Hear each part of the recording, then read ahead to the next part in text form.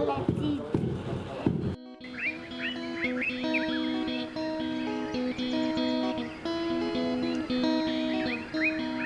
I wanted to take part in LRTT because I think education is a global problem. Every child deserves to have a good education, and anything that we can do to try and help that or make a tiny little bit of a change to that is a really positive change.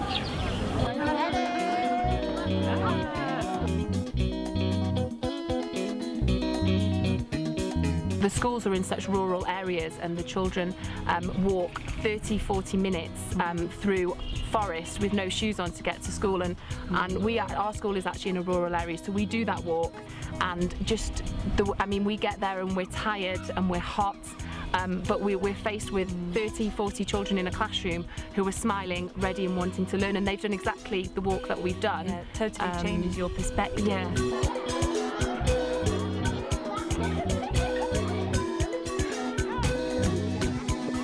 I think one of the things that we've noticed from our school after spending a couple of days there is that it's very much teacher-led. There isn't really, in the teaching, there isn't really any kind of student-led learning. I feel like we're really making a difference with the conferences.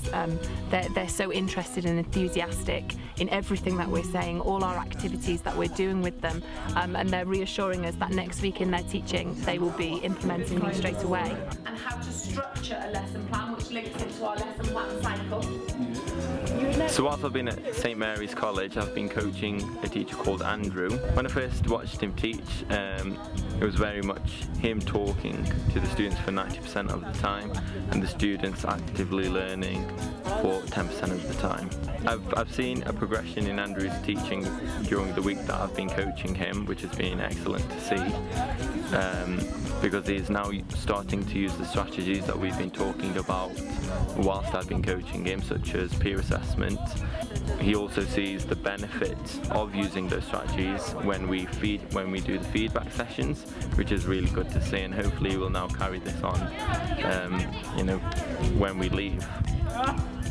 When I watched Vincent teach this morning, it was I felt very proud of him, because he'd definitely taken on board so many of the positive comments I'd given him the day before, and also the targets that we'd set together, and already he was implementing those targets very easily in his lessons, and it was clear that it had an impact immediately on the children and their learning.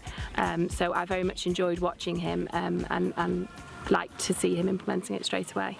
So we just observed James teaching an English lesson, and James attended the conferences this weekend, and it was amazing to see. He managed to get so many of the strategies that we taught over the weekend into one English lesson about nouns, which I don't think I would have even been able to do back home in the UK.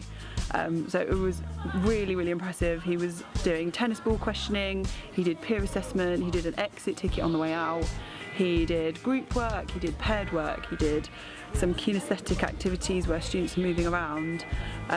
It was honestly amazing to see. Now the experience with LRTT is coming to an end, I feel it's very much a bittersweet feeling. I feel very happy in the fact that we've come here and we've definitely made a difference and touched the lives of some of the Ugandan teachers and the children in a very positive way. But I also feel very sad to be going as well, because I feel like we could have spent so much more time here. There's so many more things we could have worked on with the teachers and the schools, just to continue developing. I think that's probably the main thing that we've been trying to achieve, is that obviously we don't want this just to have an impact for the 2 weeks that we're here in schools. It needs to be far beyond that. What I found the hardest is having to walk away at the end of the day, and you leave those children and teachers and you know that they're going to be walking 1-2 hours to get home. The possibility of them having a meal, having to go out, the children go out and work on their family's land, so they're doing physical labour from getting home from school, and that's so normal to the Ugandan people here. But at the same time, you come back to school the next day and the same teachers and children are there, they're smiling, they're welcoming us in, and they're so happy to start that day again. It's been amazing. I've learnt loads, and I hope that I've kind of developed as a teacher myself, and will go back now to my classroom with a brand new perspective on teaching. And obviously meeting everybody here has been awesome too. Describe my experience in one word. Adventure. Brilliant. Fantastic. Interesting. Incredible.